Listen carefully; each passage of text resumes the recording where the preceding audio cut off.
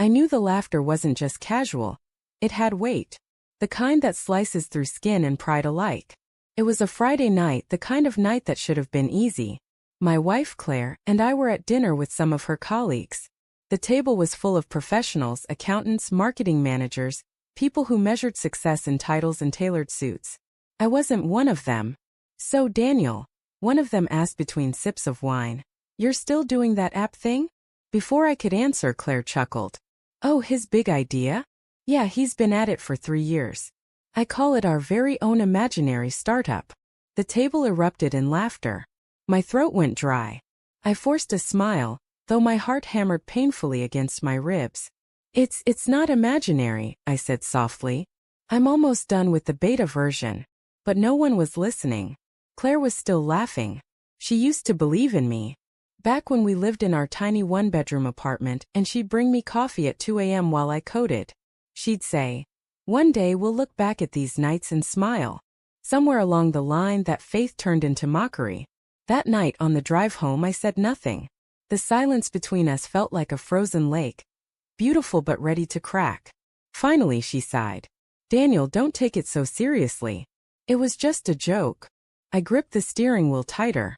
"You embarrassed me in front of everyone, Claire." She turned toward the window. "Maybe if you had something to show after 3 years, there wouldn't be anything to laugh about." The words hit harder than I expected. I didn't reply. I just drove, each mile taking me further away from the man I used to be, hopeful, driven, in love. The next morning I found her scrolling through her phone, smiling at something. I tried to ignore it, but the way her expression softened, like the way she used to look at me, made something twist in my gut. "Who's that?" I asked. She locked her phone immediately. "No one. Just a friend from work." The word friend carried a new kind of chill. Days turned into weeks. Claire became distant, her laughter now reserved for her phone. We ate dinners in silence, our conversations limited to bills and groceries. One night I came home early from the co-working space. The lights were dim, her phone buzzed on the counter, and a message preview flashed. "Can't wait to see you again tonight, Redheart, Brian." My heart stopped. Brian, her boss. I stared at the message for what felt like an eternity before placing the phone back exactly where it was. My hands trembled, not from anger yet, but from disbelief. When she came home later, smelling faintly of cologne that wasn't mine, I asked her how work was. She smiled and said, "Busy but good." I smiled back. "That's nice." That night I didn't sleep.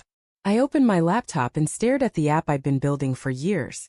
The project that she mocked, that everyone dismissed. Something inside me shifted. Maybe I couldn't fix her betrayal, but I could control my success. For the next 6 months I worked in silence. Every ounce of heartbreak became fuel. Every memory of her laughter at my expense hardened into focus. I slept 3 hours a night, ate whatever I could afford, sold my car for server costs. Then one morning it happened. A small tech blog picked up my app. A week later a venture firm called. They loved the concept. Within a month, I signed a deal worth more money than I'd ever seen in my life. My app, Connective, a simple platform for small businesses, was suddenly everywhere. And just like that, I was no longer the man people laughed at. Claire found out through Facebook. She called me that same evening. "Daniel." Her voice was soft, hesitant. "I saw the news. Congratulations. I always knew you'd make it." I almost laughed. "Did you?" She went quiet. "Can we talk? Please. Maybe dinner, like old times." Old times. I could still see the reflection of her phone that night, Brian's name lighting up the screen. But something inside me wanted to see her. Not out of love, but closure. "Sure," I said. "Dinner sounds good." She chose an upscale restaurant, the same kind she used to take me to with her colleagues back when I was the joke. When she walked in, she looked stunning. Elegant, polished, the kind of beauty that once made me forget every worry.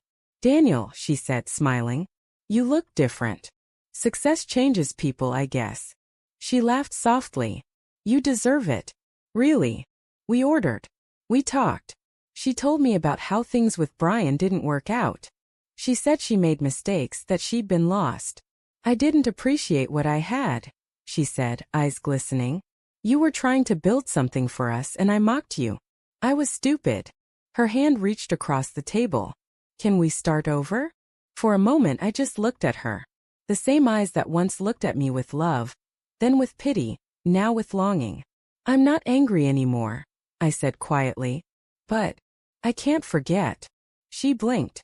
Daniel. I leaned back. You mocked my dreams when I needed your faith. You laughed when I failed and you left when things got hard. I built this without you, not to prove you wrong, but because I had to survive after you broke me. Tears welled in her eyes. I know, and I'm sorry. I just want to make things right. I smiled sadly. Claire, you can't rebuild what you burned down. When the check came, I placed my black company card on the table. She froze when she saw the logo. You're the CEO? She whispered. I am. Her lips parted, maybe to say something: apology, admiration, regret. I'll never know. Because I stood up, smiled faintly and said, Take care of yourself, Claire. And I walked out. A year later, Connective hit a global milestone. Investors called me a visionary. Journalists wanted interviews. But success didn't feel like revenge, it felt like freedom. I moved into a modest house overlooking the city. Sometimes when the night was quiet, I'd think about Claire. Not with anger, but with a strange sort of gratitude. Because her mockery taught me something no encouragement ever could. That validation means nothing if it comes from the wrong person. Last month I got an email from her. I saw your interview. You look happy. I'm glad you made it. Maybe in another life we could have made it together. I stared at the message for a long time. Then I hit reply and typed. In another life maybe. But in this one, you were the reason I had to find my own way. Then I pressed send.